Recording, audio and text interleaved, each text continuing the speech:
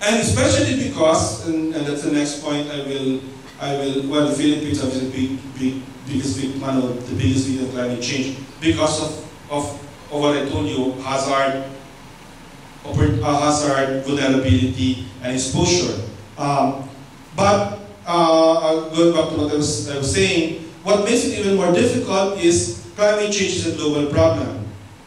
It doesn't, the emission that we emit doesn't choose who to victimize. You know what I mean? It's whether it's an emission from the United States or from the Philippines, it's an emission that affects the whole world.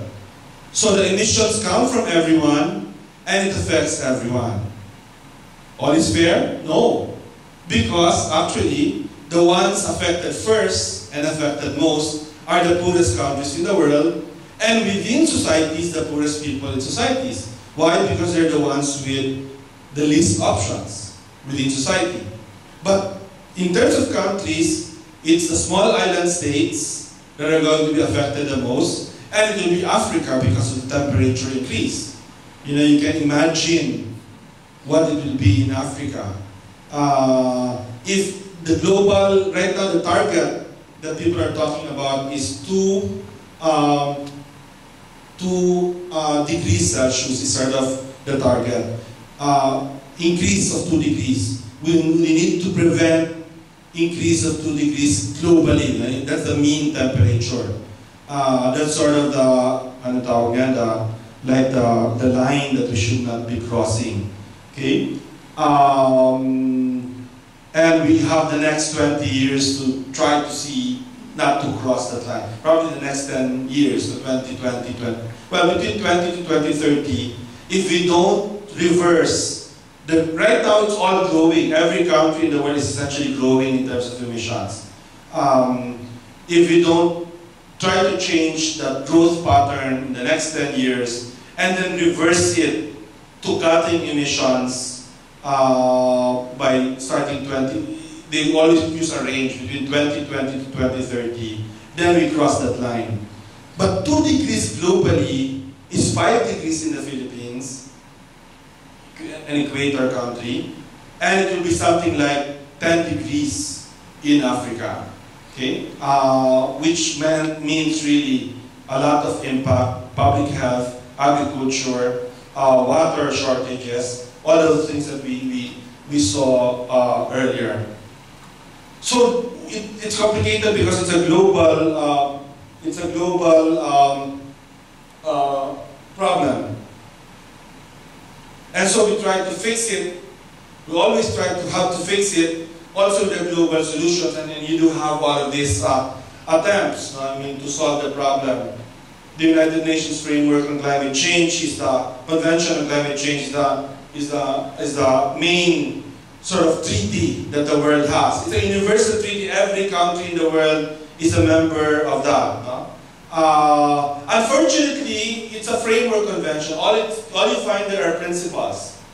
It doesn't tell countries what their obligations are, what they have to do, that they have to reduce emissions, for example, that they have to help developing countries, poor countries, to reduce emissions and to adapt. There was an attempt in 1997 in the Kyoto Protocol, which I negotiated for the Philippines, to try to have legally binding targets for the rich countries.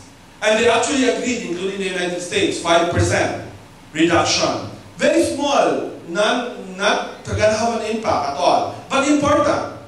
Important for political will to show that we can do this. Unfortunately, even a very modest target eventually was rejected by the United States when George W. Bush was elected in 2000.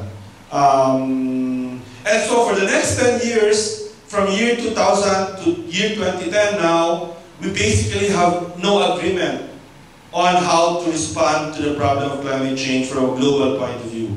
Until in 2007 in Bali, that's why you have the Bali Action Plan over there, when finally the world again said, this is crazy. And actually, George W. Bush agreed that this was crazy, even if his administration had a lot to do with the non-progress. But they actually agreed this is crazy. Let's try to have a new agreement. And that's why, from 2007 to 2009 last year, there was an attempt to have a new legal agreement that will solve the problem of climate change from a global point of view. And the negotiation was going to end in Copenhagen in 2009, in December of 2009. I was actually there in Copenhagen. I chaired one of the processes, the forest processes, which was actually successful, but by and large we failed in Copenhagen. In fact, we came out with the Copenhagen Accord, which is not a legally binding agreement, and not a very good agreement at that. No? And so we're faced again, actually we're going to go to, let me just skip that part. I can show you some, how people feel about the people that go to these meetings to, what's that? Sorry. So in Copenhagen, we tried to negotiate all 192 parties. We made some progress in some areas, but we couldn't really come to an agreement. It was a crazy meeting with 50,000 people lobbying you while you were negotiating. So people like this would go around looking for what they call climate leaders who would give them the legally binding treaty. The 200 billion there refers to 200 billion supposedly that rich countries will give poor countries so that they can adapt to climate change and also contribute to mitigating climate change. My favorite demonstrators are the vegetarians. Save me, I'm not a nugget. Lots of issues around justice. This is intended to rich countries who are seen to have created a problem in the first place, and therefore they should be the one to bear the cost of dealing with it. Anyway, we try to meet in the Copenhagen Accord. If you can, I don't have I have here. This is the last day. This is the Prime Minister of Denmark who presided, and this is the chairman of the, this is the UN, Ban Ki-moon, the UN Secretary General. And they tried to push an agreement called the Copenhagen Accord, which thankfully was not accepted because it was just too weak an agreement. But I actually showed this from the website of the UNFCCC, just more for my students, whether they can tell me where I am. Can you see where I am? Am I this one, that's me. As you can see in the next slide. You can see the red, that's Secretary Alvarez, who's the head of the Climate Change Commission, that I advised during that meeting. Anyway, what's my point? The world is not able to respond to climate change right now. Politically, it's not able to. We're meeting again in Cancun, Mexico to try to fix it, but I don't have high hopes that we'll be able to arrive at a good agreement in Mexico. So in the meantime, you know, we can keep on meeting until finally we have to adjourn it, as we have in that cartoon. We can keep calling each other names. You know, I like to call the United States names as well, but it doesn't really help to call each other names. I mean, because I think the problem requires actually, for us, I mean, I might not like the United States and its positions in it, but I need the United States to actually be part of any agreement. Otherwise, if it's the biggest polluter, it is still the biggest polluter. Historically, China overtook it as the biggest emitter in 2008. But historically, in terms of accumulation, the US is still the biggest emitter. It has to be part of the agreement that has to be done. Anyway, what does this mean for the Philippines? Well, it means that climate change will be expected to worsen, which means we better pay attention to what I call adaptation. We need to equip ourselves now and prepare for the future. We actually passed 2 good laws last year which deals with that, the Climate Change Act of 2009 and the Philippine Disaster Risk Reduction Management Act. But very good principles, but in the Philippines it always remains to be seen whether a good law can be implemented, and it's something I reserve my right to comment on as we see, you know, as I said at the beginning here, the national government has been saying with a lot of bravado that they have fixed the problem and they will be able to deal with something like Ondoy, and I really just can't believe that with a straight face. I can't say that with a straight face. The enemy of the good is the perfect. I always say that. So all of this that we have seen are not perfect, but there are things we can do, and that is why we shouldn't be afraid of climate change if we can actually identify those things that we can do. The Philippines, because we are a big enough country, you know, we're the 12th largest country in the world in terms of population. We're just next to Mexico, okay? And that counts for something internationally, if you know how to use that. And we do have the human, and because of that, we have the human resources to deal with, to help us deal with climate change. There's quite a number of us now all over the world that specialize in this, not just in the Philippines, but all over the world. So certainly we can play that role internationally. I play the role of trying to help the countries of the world deal with, have an agreement on forestry at least.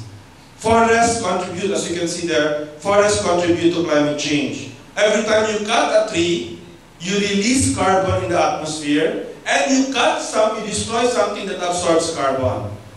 So I'm actually leading an effort internationally to get the world, and this is as a Filipino, as a representative of the Philippines in the negotiations, I'm leading an effort for the world to come together on an agreement on forestry. That's only 1/5 though of emissions. That's not enough. But it's 1/5 is 1/5.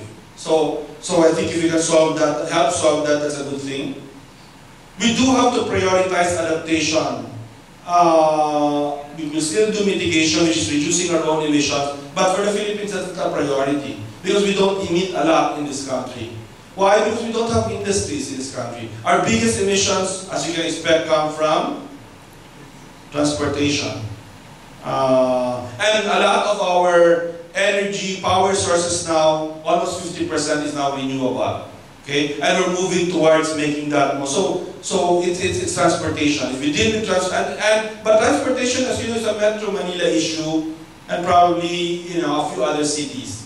So it's also not that big a problem.